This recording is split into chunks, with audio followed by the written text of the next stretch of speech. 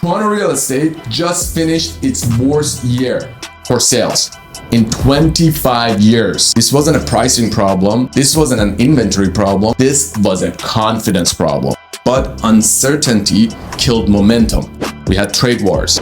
We had economic headlines. We had job security anxiety. People who were waiting for better conditions finally said, I can't wait anymore.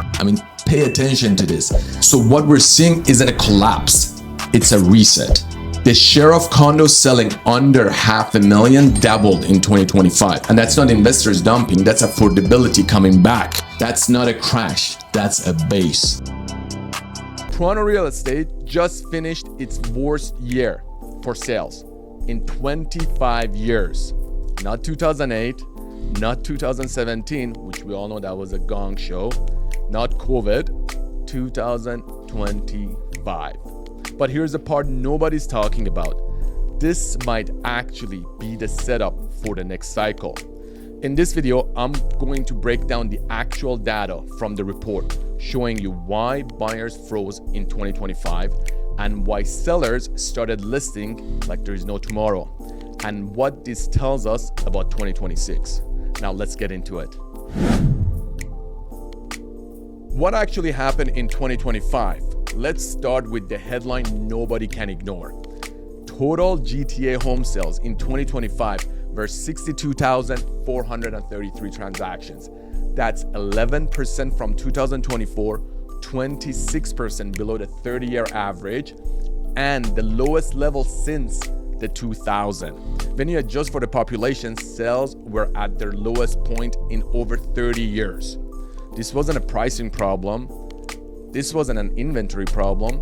This was a confidence problem. Why buyers disappeared? Buyers didn't vanish because they couldn't afford homes. They vanished because they didn't trust what comes next in 2025.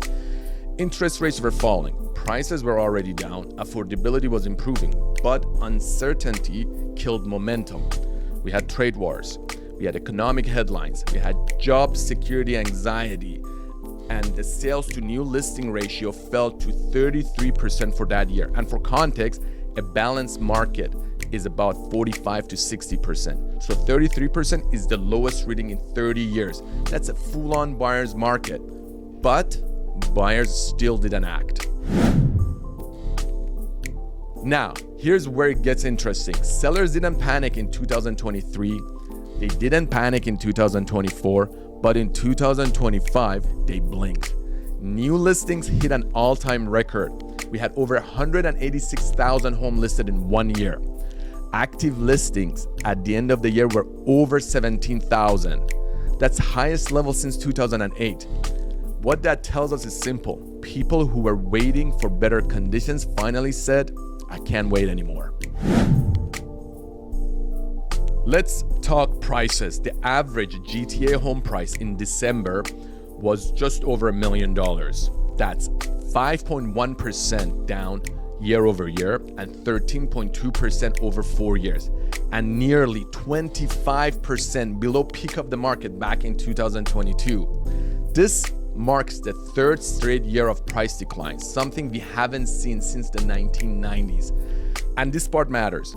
Long-term average price growth in GTA is still about 5.9%. So what we're seeing isn't a collapse, it's a reset. Now let's split this by property type. Condos took the hardest hit. Average condo prices dropped to $628,000, a 5-year low. That's down 7.3% in 1 year and 11.5% over 4 years. And here's the stat most people miss. The share of condos selling under $500,000 doubled in 2025. And that's not investors dumping, that's affordability coming back. 2 years ago, we barely had any condos below $500,000. Right now in downtown core, you could easily find plenty of condos, even with parking listed below $500,000. Here's where geography matters. Across every housing types, sales held up better in the city of Toronto compared to the surrounding area like York Region, Brampton, Mississauga. prices fell less and inventory stayed tighter. I mean, even in the condo market, which is a gong show right now, the months of inventory is about 6 months in Toronto, whereas 905 is closer to 8 months. Translation, the core is stabilizing first, the suburbs will lag, and that's always been the case. Toronto volatility has been lower in every housing category compared to the suburbs. Here's a big takeaway. Sales as a share of population are at a 30-year low. I mean, pay attention to this. The GTA added about 600 people since 2020. Life hasn't stopped. People still need to move, upsize, downsize, grow their property because their family is growing, buy their first home. And here's what economists expect. They expect the rates to hold steady. I think we could even see a drop. Listings will stay high and prices likely move sideways.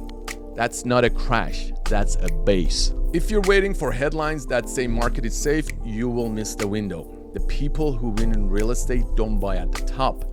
They buy when nobody is buying. So here's what I'm gonna offer you.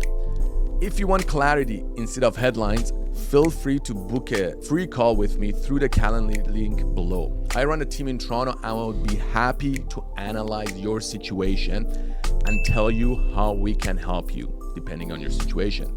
So guys, if you found this useful, hit that subscribe button, hit that like button, and share it with anyone who's in the market.